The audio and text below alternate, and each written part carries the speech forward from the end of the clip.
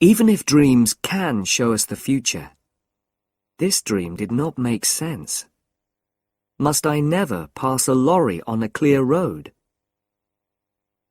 Can a dream show us the future and give us the opportunity of changing it? It is hard to believe. If we can see the future in a dream, then surely the future already exists. If it does, then we are not free to act in the ways we wish to. We are not responsible for our own lives. Before I tell you the dream, I must explain a little about the context. It was the summer of 4 years ago, and I was driving my family back from Italy through the south of France. My son had not yet learned to drive. My daughter was too young, and my wife doesn't drive at all. I had been at the wheel for the best part of 3 weeks. Perhaps I was tired. Perhaps I could think of nothing except cars. We spent the night of the dream in a town called Tain-l'Hermitage. Now I'll tell you the dream. I was sitting in a big, powerful, cream-coloured car, and I was driving at high speed through the country. I was coming to a bend in the road, and in front of me, there was a very large lorry. My foot reached out towards the brake, but it could not find it. I looked down. There was no brake. Worse, my hands held empty air. There was no wheel for them to hold. There were no controls of any kind. Already we were almost into the back of the lorry. I shouted in fear. Then I heard a calm voice coming from my left, and I turned my head. A stranger was sitting there. He was a cheerful man of about 40. He was wearing an expensive shirt, and on his head he had a red hat. I couldn't understand what he said. He spoke very quickly in French, and my own French is not very good.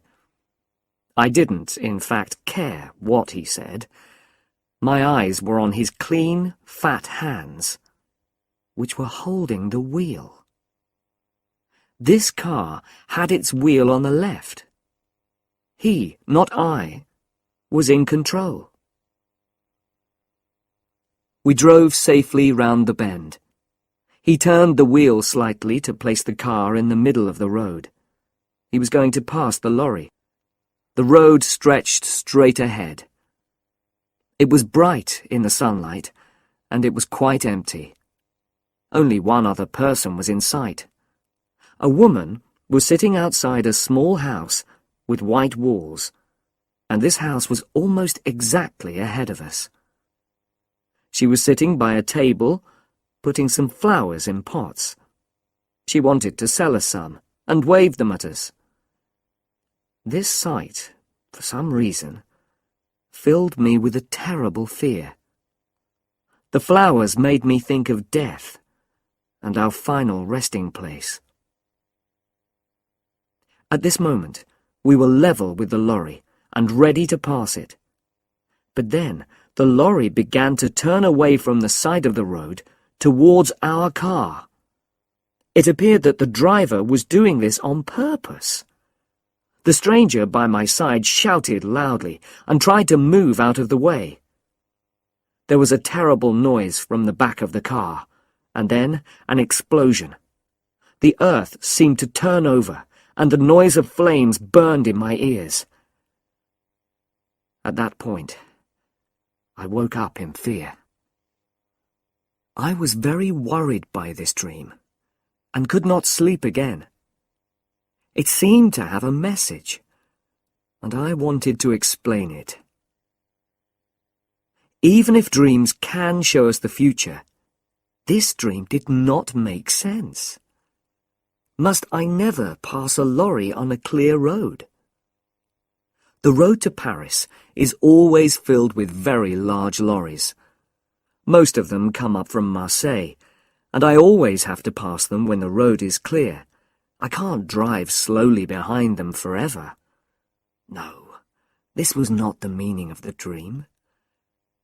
At its heart was some kind of fear. I had to recognize my fear, and then I could forget all about it.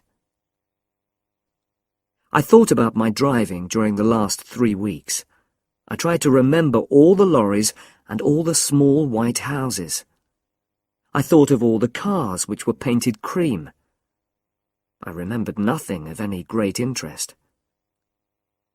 I had imagined that the road in the dream must be in France. It was long, empty, and straight. But then I remembered that we had passed the lorry on the right. So the dream was about a road in England. In England, all cars keep to the left. Immediately, I remembered something. 2 years before this, I was travelling in the north of England. An American and I were making some radio programs. He had brought his car from America, and of course the driver sat on the left side. The brakes and other controls were also on the left, but the colour of his car was not cream. The American was a careless driver, and often passed other cars against my advice. Remember that I was in a better position to see. I was sitting on the right. Once, just after Nottingham, he played chicken. You probably know about chicken. It is a game that is played on the roads. It is becoming more and more popular in America because long journeys are often very dull. You just move your car into the middle of the road and stay there. When another car appears, it comes towards you in the middle of the road.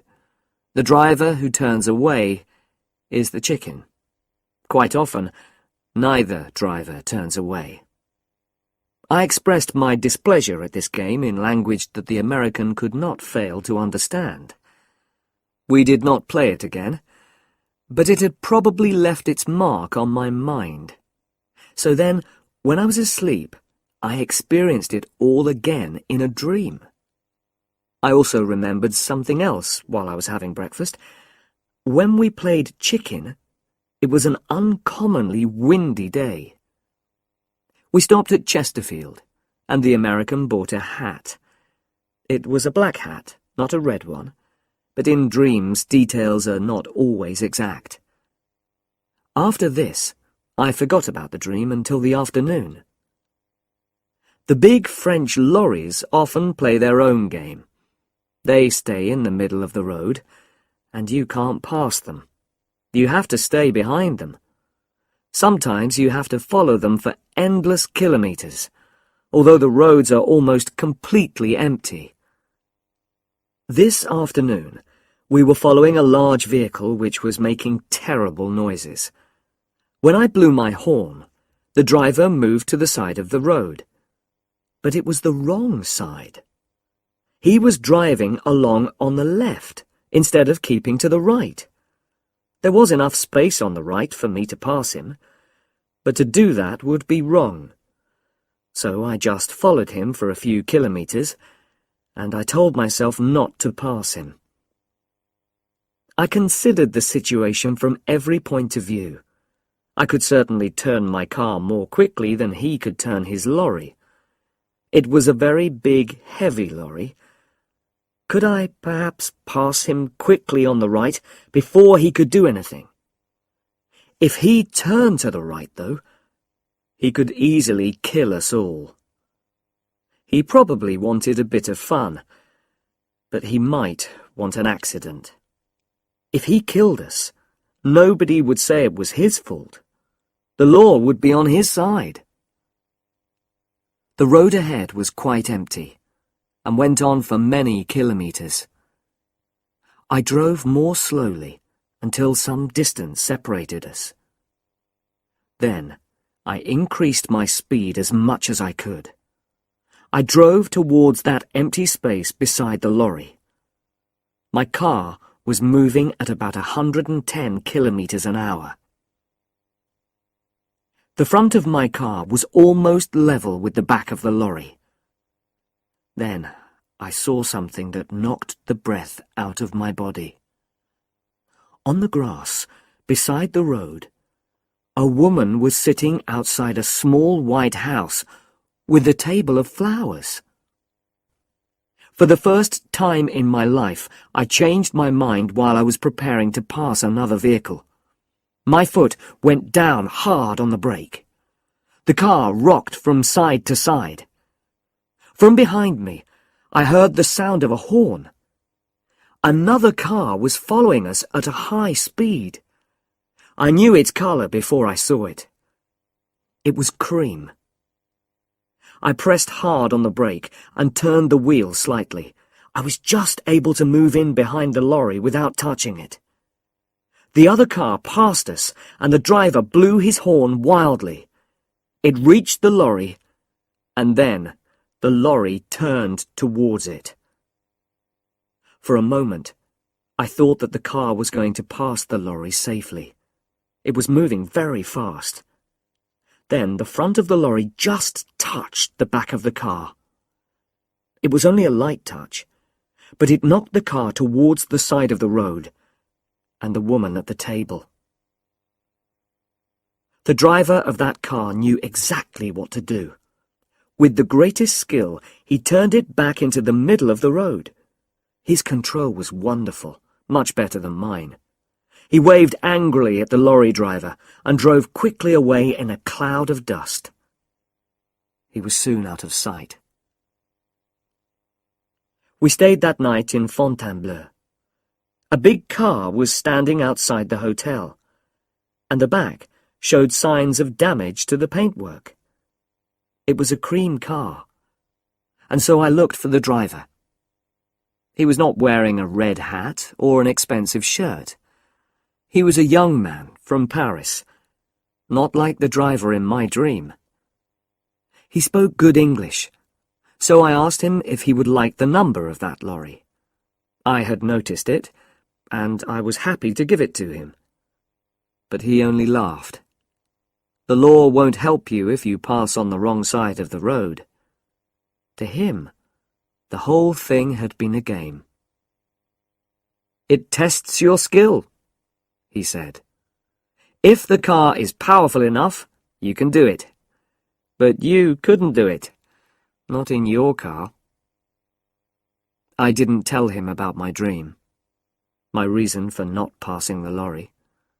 There was no time. He was in a hurry and wanted to reach Paris quickly. It made me think, though. I don't really believe in dreams, of course, but some things saved us all from a terrible death.